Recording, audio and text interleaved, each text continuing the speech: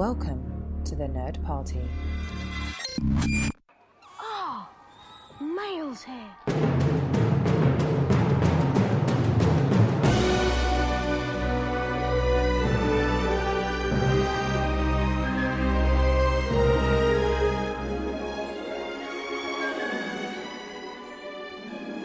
Your Owl Post for the week is freshly delivered, and I am just one of the hosts here, Matthew Rushing, and with me, as she is every single week, Miss Drea Coffman. How are you, Drea? Hello! You know what was really exciting is I got a little message on Instagram today from Miss Sherry56, and they said that they'd been listening to Owl Post, and they're a big fan, and they love the podcast. So that was really cool to get today. Oh, awesome. I got a message from Miss Sherry56 saying the same thing. That's great. Yay, Sherry! Yeah, that's so cool. I love it when people reach out, and so I'm just glad people are enjoying the podcast. And so exciting this week, we finally get to the Deathly Hallows, even though we still have 36 weeks left, so we'll be around for a little while. I know, it's like this bittersweet moment where we're like, oh, it's so sad, we're going into the last book, and it's 37 more weeks of podcasts. Woo, Yeah, we're not even close! It's going to be fun. So before we get into the final book and the first chapter of that, make sure you find us wherever you get your podcasts. You can, download us and subscribe wherever you do. But please hit us up with a star rating review if you're on Apple Podcasts. That definitely helps our show grow. You can also find us on Twitter at Join Nerd Party. We're on Facebook at facebook.com/The Nerd Party. And then we've got thenerdparty.com where you can check out all of the shows we're doing. Plus, if you go over to the contact section, you can send Drea and I an email, which is always fun to get. So, Chapter 1, The Dark Lord Ascending. I have to be honest, I forgot just how dark this chapter is. Like, we start, super dark. There's no playing around. There's no, we get to enjoy seeing what Harry's up to. No. It's awful. It's just such a foreboding way to start. And I would say, too, this definitely really follows up, the final chapter of the Half-Blood Prince in the sense that, this is the end. And this is how bad it's getting. And so to start this book off, I think really does a great job of, we lost Dumbledore last time. And now we're at this place where Death Eaters seem to be roaming around freely, and Voldemort seems to be kind of at the height of his powers. And again, just overall for the chapter, it is such a dark way to start the final book. If you listened to any of Matt and I talking about the Deathly or any of the Harry Potter movies on the Trek FM 602 Club episodes, we really point out how the movies go from very childlike to very dark, and it has a very distinct turning point in the films. This turning point in the books is much more subtle, but this book is so dark, and it stays dark. And it's way darker than the movie, which I had completely forgotten how dark the book is. And this first chapter just really starts you out right there in the thick of it, just showing you how seemingly hopeless the wizarding world is right now. Yeah, and before we even get in the chapter, I will say, I think for the most part, the first movie that they did for the first half of the Deathly Hallows, it does a pretty decent job.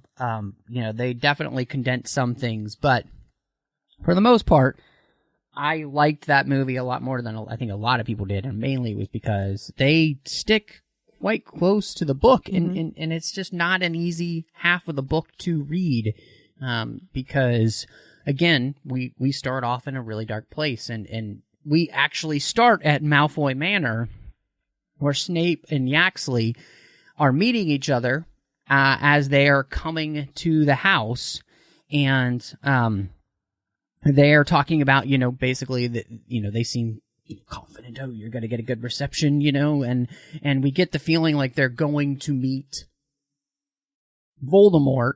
And as they're walking up to the house, they kind of walk through these gates, and the gates kind of turn into smoke for them, which is really cool. And, you know, they're talking about how, oh, wow, Lucius always did well for himself, you know, like, because like a peacock wanders out of the yard. Like that's one of those moments where you're like, what? Yeah, what? classic Lucius, you know, classic Malfoy, peacocks everywhere. Personally and just actually. So yeah, just really an actual peacock. And we get this description of just this massive manor house that it looks handsome. It seems like this beautiful place to live. And yet we get inside, and there are all of the Death Eaters sitting at a table with, you know, the Dark Lord himself, and Severus is basically asked to sit right next to him at his right hand, and then Yaxley is seated behind Doloff, you know, down the table, and yeah, it's just a foreboding start, and then they begin discussing this idea of when Harry Potter is going to be moved. So it's really interesting, before you go too much into what they talk about. This scene did two things for me. One, it introduced a ton of characters, because before now, we really only had names of Death Eaters who were like parents of students at Hogwarts, or a very significant player like Fenrir Greyback and Bellatrix, right? And here we see that there's many more. They all start getting names. We learn about Yaxley, we see Dolhov, like there's several names. We're getting introduced to this entirely new chapter worth of characters, right? And I don't mean chapter like the written chapter, like there's just this big chunk of characters that we're going to start getting introduced to, which adds some complexity to the book too, right? Because now you have to start keeping track more of some of these names and who they were and what they've done before and where you saw them before. Because I think it's Yaxley, we find out, was actually in the tower, was the Death Eater that Harry stunned after Dumbledore was killed. The big white-haired fella, right? So we're like connecting dots where we're giving this a big universe now. We're stepping outside of Hogwarts and creating this huge universe. And second, this scene always reminded me of a really poorly run corporate like boardroom table where like everyone just follows along with whatever the executive is saying and is yes manning and like very distinctly follows the lead of Voldemort out of like fear and things like that. I just had this like really terrible, I picture them all in like terrible suits and like really bad horn rimmed glasses. No offense to anybody, I also wear glasses. But I just think it's really funny. Like that's the image that I conjured up. And I think it kind of speaks a little bit to her speaking to the real world in a lot of politics and media and education. I think she's also throwing a little bit of the like corporate world in here and showing how it can be very dysfunctional when you have sort of this dictator like ruler and bunch of yes men behind them. But that was like where I went when I saw visually, like in my mind, how she played out this like around the dining room table type story. But yeah, that's where I went. No, it's a great point. And it really does kind of play out like that because you have, you know, the head honcho, you know, Voldemort at the where these two people are, you know, reporting to him, and they both have different information, and they're basically jockeying for position, you know, and so you have Snape telling him that the Order of the Phoenix is going to be moving Harry Potter on Saturday at nightfall. And he tells him that he has a very reliable source. And then Yaxley is saying, no, I heard that he won't be moved until 13th, the night before the boy turns 17. And Snape is just smiling and saying, you know, this is a false trail. And so they're kind of going back and forth. And in the end, we get the feeling like Voldemort is believing Snape more. And part of that is because, you know, the information that Snape is giving him seems much more logical in the sense that the Order is not going to trust anything to get Harry away from Privet Drive that could be controlled by the Ministry. And Voldemort is also talking about this idea of like, well, the Ministry is not going to have fallen by Saturday, will it, Yaxley? And so we get this sense that, two, they're not only looking for Harry Potter, but they're also infiltrating the ministry and trying to control it. And they have Thickneys, who's the head of the Department of Magical Law Enforcement, under their control already. And they're working from the inside now to bring down Scrimgeour's regime, basically, his administration. Yep. So I just thought that this was really fascinating to see these dynamics happening, like you said, in this very ridiculous boardroom type scene where, obviously Voldemort is not above pitting his people against one another, just so he can get, supposedly the best out of them. Well, and then the whole time this is happening, we totally skim over this because it's mentioned very briefly at the beginning and becomes a thing near the end of the chapter, that when we walk in, there's also like a woman just slowly hovering and spinning over the middle of this table, and nobody except for Draco, who can't help himself staring at her, like, will look at this body floating. Yeah. It is interesting because Voldemort is actually very encouraged by the information that Snape is getting from him as well, because he says, if they're going to be taking Harry out in the open, it'll be much easier for me to basically attend to this myself. He's like, there have been too many mistakes with this Harry Potter mess. I've been too careless, and I'm going to be the one who does it this time. So and it's interesting because he takes that ownness in some parts. He goes, I also have owned the fact that this has not worked out well in the past, and I'm going to put an end to that.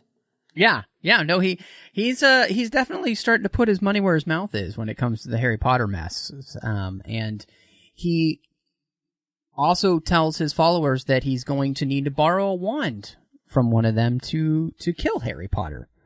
And he basically makes Lucius Malfoy, give him his wand so that he will be able to kill Harry, because, of course, the last time that they met in the graveyard, it did not go so well because of prior incantatum. So I love this whole thing with Lucius, because Lucius doesn't want to give up his wand. And then the Dark Lord starts basically making fun of him. It's like, oh, I guess you're not so excited to just have me around anymore. You don't seem to be happy with the way things are going. And so we get this sense, kind of as we saw in the last book, where the Malfoy family, yes, they have always said that they were on Voldemort's side, but now that he's back, it doesn't seem to be a happy reunion for them. No, and there's a part where he actually gives the wand, where he sort of has this instinctual thing where he reaches out to trade wands, right? And that's sort of how Voldemort launches into this big mocking session with him about it. And you just get this feeling that, like, him and Malfoy being scared, and what we know of that conversation from the tower, it's awkward for them there. And everyone, a lot of the Death Eaters, not all of them, but a good deal of them seem to be kind of in the same boat. So you've kind of got them vying for attention or fighting with each other, or having, little matches back and forth as to who's going to be the favorite. And then we sort of shift our attention to the floating woman over the table, and Voldemort tells us that she is a former teacher at Hogwarts who was teaching Muggle studies. And that she was teaching to learn about them and to, learn from them and things like that. And that is very clearly against what he stands for. And it just shows the breach of how far he can get you is he got a teacher from Hogwarts. Yeah, I mean, it's pretty awful. This whole thing of the teacher just kind of above them, and the part that leads into that is just as disgusting, because, like, Bellatrix speaks up about, oh no, how she's excited that, there's no higher pleasure than basically serving Voldemort, which super creepy in a light ultra creepy. Yeah, in light of the cursed child. So I know, right? Okay, that's all I could think about whenever I saw Bellatrix in this. There's no greater pleasure. Okay, so if you haven't read Cursed Child, none of this makes sense yet, but that's okay. That's okay. Just know that this is already creepy, and there's added levels of creep based on sort of this alternative world that happens. Yeah, apparently, Voldemort is her Chick-fil-A, basically. My pleasure. Or Walgreens. Yeah, there Be you well. go. Oh, man. But, so Bellatrix speaks up, and Voldemort praises her, but then he starts degrading her at the same time, talking about her niece and how she's just married the werewolf, Lupin, and how proud she must be. And basically, you get Bellatrix being like agreeing with Voldemort, saying, "Yeah, no, we should just prune our hedges. Basically, we should prune our family trees, so that." And she's going right along with this, and she's like, "Yeah, first chance I get, we're doing it," And that's what leads us into the fact that we've got Professor Burbage, who is just hanging above them, and Voldemort goes off a long soliloquy about how awful it is to teach people, what that Muggles are just as good as they are, and he kills her, and then feeds her to Nagini in front of everyone. My good God, I have the biggest snake phobia in the entire world, so the second movie is the hardest thing in the world for me to watch. But here is the point where I point to things whenever anybody makes fun of me and I go, he fed a person to a snake. My fears are justified, y'all. Like, leave me alone. Yeah, I mean, it's awful. It's awful. So, I mean, what's so interesting is the things that we're really seeing here are that we've got Voldemort planning to try and take Harry Potter once he's being moved, and that they're taking over the Ministry at the same time. So, really, and honestly, it is, I would say, pretty awful what we've got going on right now. Like, it's just so scary where we are. The Ministry is about to fall to Voldemort, and you're not going to have... you just kind of wonder, are they gonna even have a chance? So are they Everything even gonna have a chance? seems so far gone and so far away from what you want that it's like, is there even a chance this is ever gonna change? And like, what's it gonna take to do that? And I mean, and coming into the book, we know what it's gonna take. It's gonna take Harry Potter taking on Voldemort. Mm-hmm. And yet what we're seeing here is that Voldemort, it has control of everything, basically. Mm-hmm. So I think this is such a fantastic setup for what we're going to get throughout the rest of the book, and I cannot wait to continue to dive into this book. It's definitely one of my favorites of the series, and I'm so excited that we've finally reached the culmination of everything we've been building towards. So Drea, before we get there, though, that's it for today, because that's the end of the chapter. But where can everybody find you? You can find me on Twitter at PCFChick, or on Instagram, like we talked about at the beginning of this episode, at Drea Coffman, and it's Coffman. And you can find me on Twitter, Instagram, Letterboxd, Vero, under the name MattRushing02. I am here on the network doing another show. I do that with John Mills. We're talking about Star Wars every week, Aggressive Negotiations. It is so much fun just hanging out, talking Star Wars with him. You can also find me on the Trek FM network. I'm doing 2 shows. One is called The Orb with Chris Jones. We're talking about Star Trek Deep Space Nine. I also do our General Geek Show, where we cover all of the fandoms we love. It's called the 602 Club. We've actually covered all the Harry Potter films over there, so you can check that out.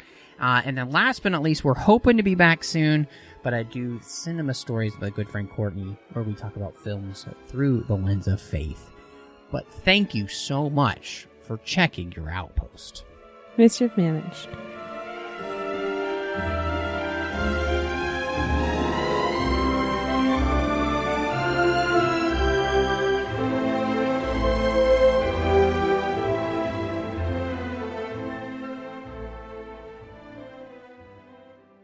Join the revolution. Join the Nerd Party.